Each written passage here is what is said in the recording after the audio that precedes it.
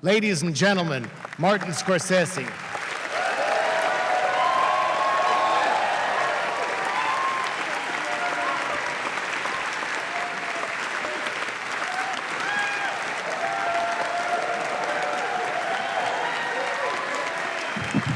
Wow, thank you, thank you.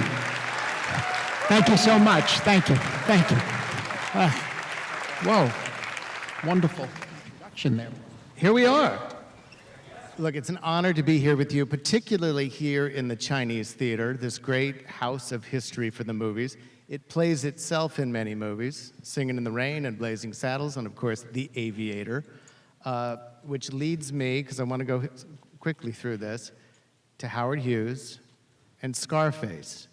The Chinese theater was the theater that he four-walled to show his version of it to critics only.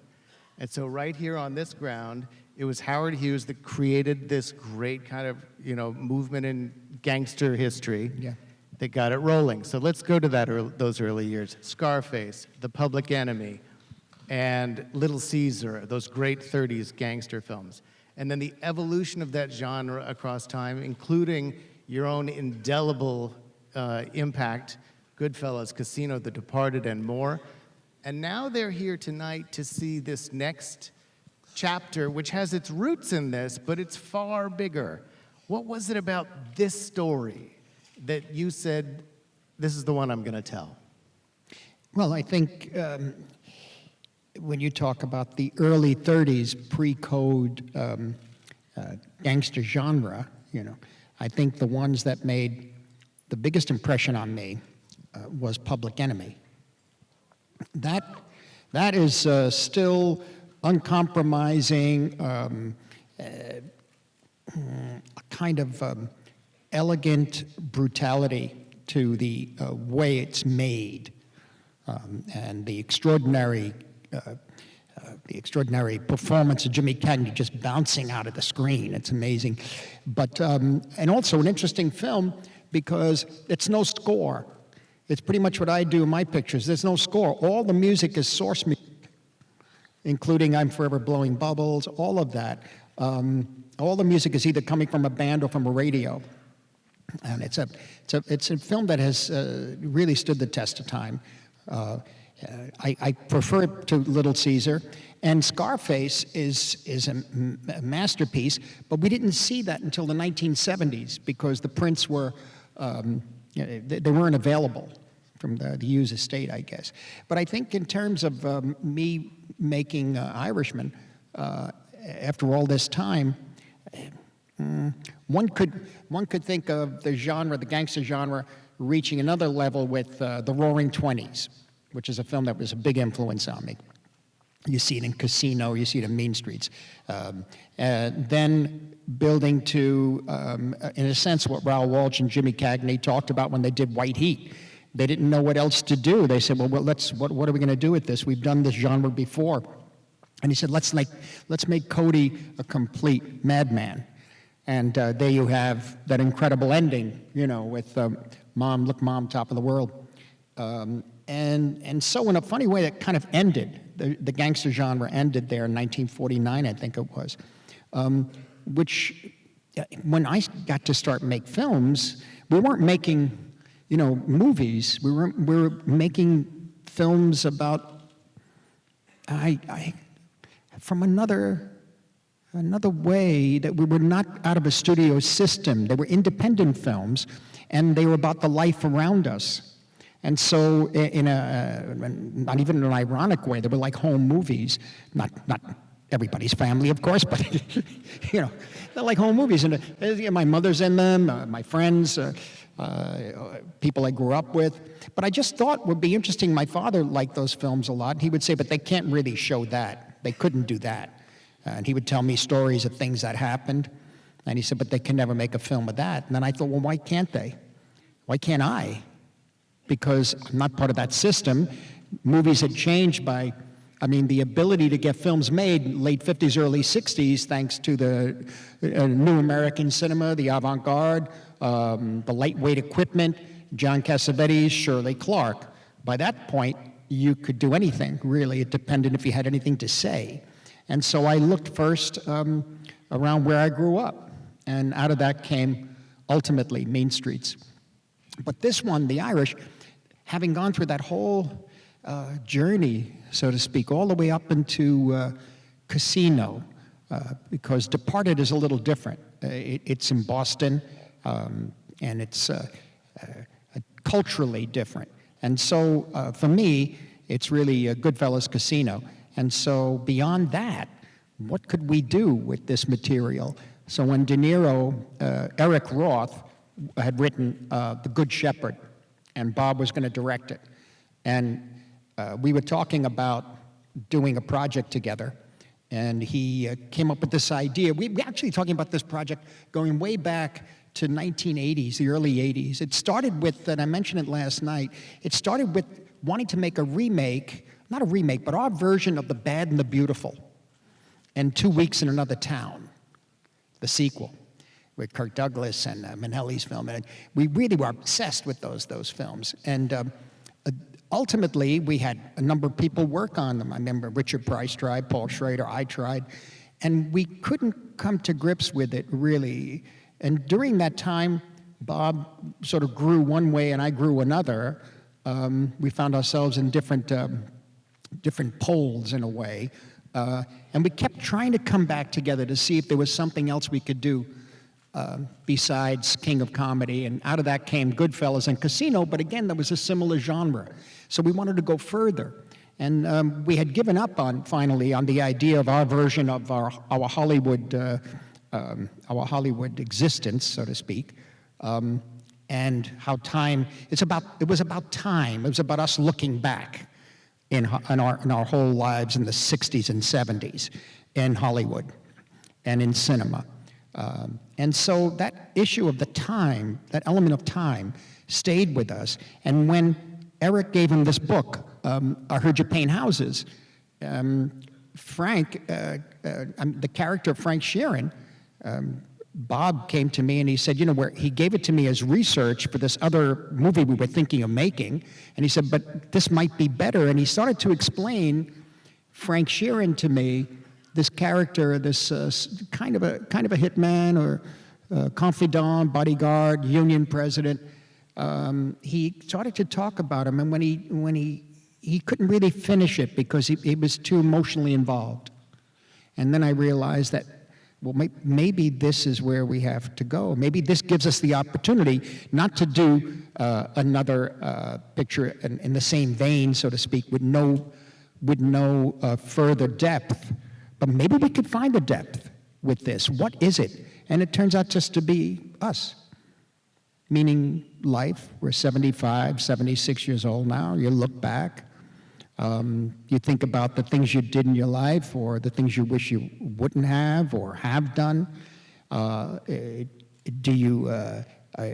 consequences? Do you regret? Is there remorse? Is there a chance at redeeming yourself? And even if you do, who knows? Nobody else knows, And it's about forgiveness, and we just got deeper and deeper into it, and that's how this whole worked out.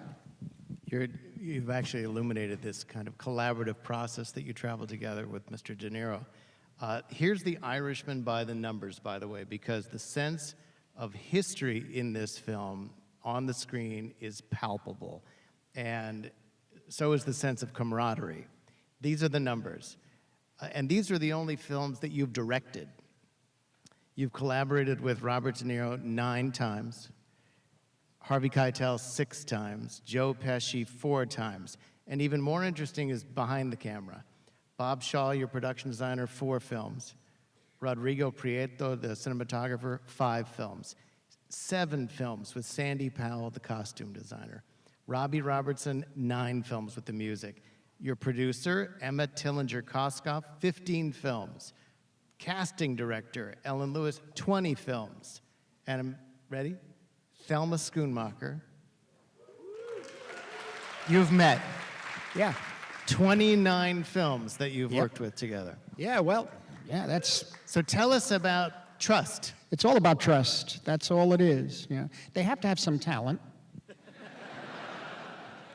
But, you know, I come from a time when you're making a film, when you're going from independent films, and for me, I just went into the studio system to a certain extent in the early 70s, whatever was left of it. And I got to tell you, you know, there were periods of myself, De Palma, Lucas, we all met out here. A number of people were having their films taken away from them. This was a common occurrence, either by the studio, recut by the studio, and the actor. And so once I got to work with Bob De Niro, again, reintroduced to Bob by Brian De Palma. Actually, Bob and I knew each other when we were 16 years old, so it goes way back. We didn't recognize each other that night, and Brian introduced us, and Bob said, I know you. You used to hang out with Curdy and Joey M. and Nicky Ack. And I said, yeah. And he said, I'm Bobby. Bobby? I said, wow, Bobby from Hester Street. He said, yeah. So we had forgotten, you know. But in any event, it had to do with trust. And also the editors would take away the picture because they're working for the studio. People always talk about, you know, what happened with the Magnificent Ambersons. They're working for the studio. They are working their studio. That's the way it worked. And it's not excusing it. It's just the nature of that system. And making independent films in New York, I was the editor. And I was not in the editing union. I came here. I edited films for Roger Corman. I edited Boxcar Bertha. I edited Mean Streets, but I got Sid Levin. I gave him the credit. Sid Levin was this great editor from Marty Ritt, Sounder and all this stuff. But the thing about it was I needed an editor that I could trust and someone I could help teach, in a sense. And I had worked on Woodstock for a while with, and she was the main editor on that. And we were friends from NYU, actually. And so we kind of lost touch for about 10 years, from 1970 to up to Raging Bull. So ultimately, when Raging Bull had to finally go into production, my other editor I was working with was Marsha Lucas, and she stopped working. And so I had to find someone new. And I said, well, maybe call Thelma and see what she's up to, because I know that she's not from this system, that she'll be dedicated, I think, to the film that I would want to make. And if not, we find out, you know, we find out. So we did Raging Bull together, and that worked out really well. And then so we went on to the next one and the next one. And we found ourselves working together since then because of the trust and like-mindedness. People have said of marriage that you're actually marrying 3 people. You just haven't met the other 2. My wife would say this is true. So across this time, this kind of creative collaboration, does it change? In other words, does your relationship and how you deal with each other and that sense of trust evolve? I think so, yeah. I mean, in the case of Bob, as I say, I felt that I didn't want to do a film with him unless we could go deeper. How, where, I don't know. You know?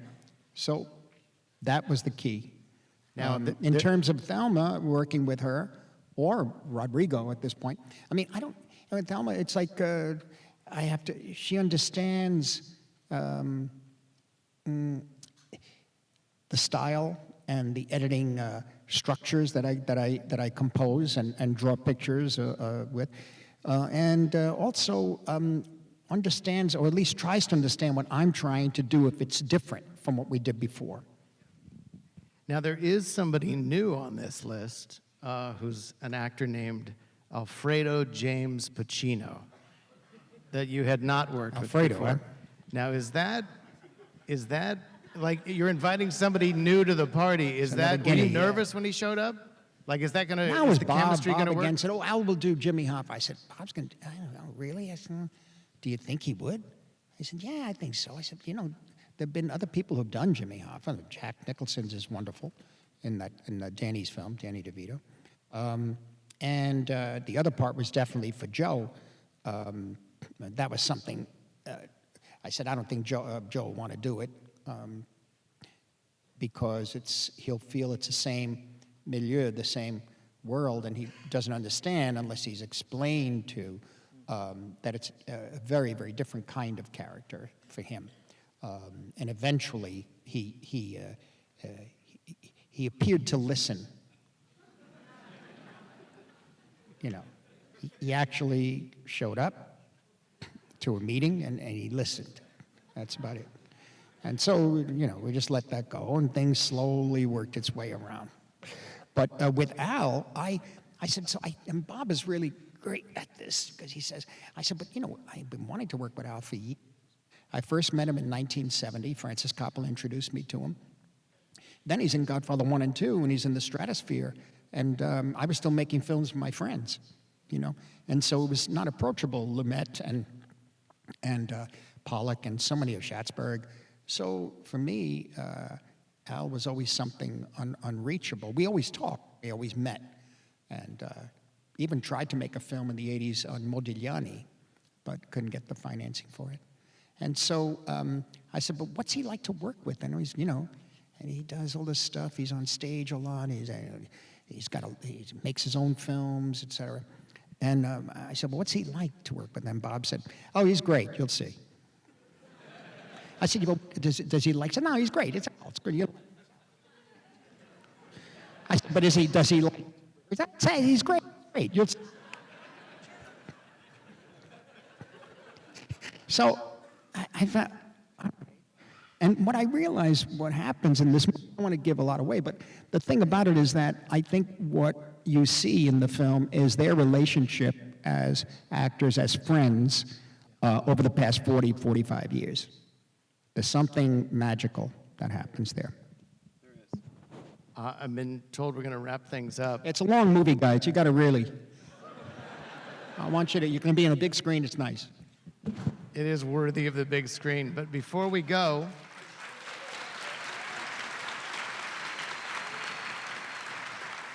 I would be remiss not to mention that the AFI presented you with its Life Achievement Award in 1997. Oh, yeah. It was 1997. It was way, way, way too early.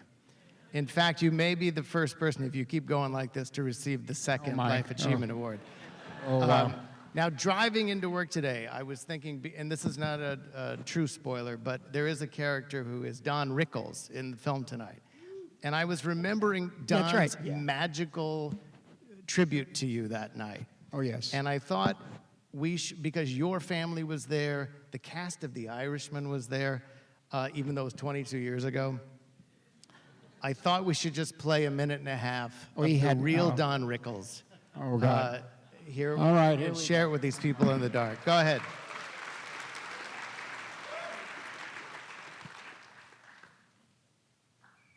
I have regards for you, Marty, from Tony Bonini and Frankie Gazzano. And they told me to tell you you'll be dead in the morning.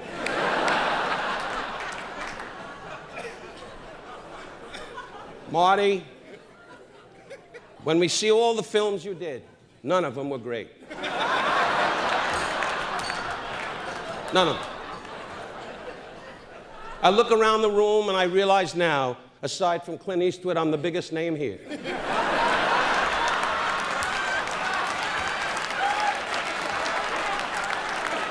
Clint Eastwood is now thrilled. His name was mentioned. But Marty, you'll have a great future ahead of you. Maybe instead of Jesus Christ, you'll do a story about a rabbi. A rabbi schlepping a piece of wood someplace. Be a great story. Anyway, De Niro is sitting there. God bless you, Bob. He's got the beard on. To know him is a treat. He's one of the great actors of our time. You ask him. You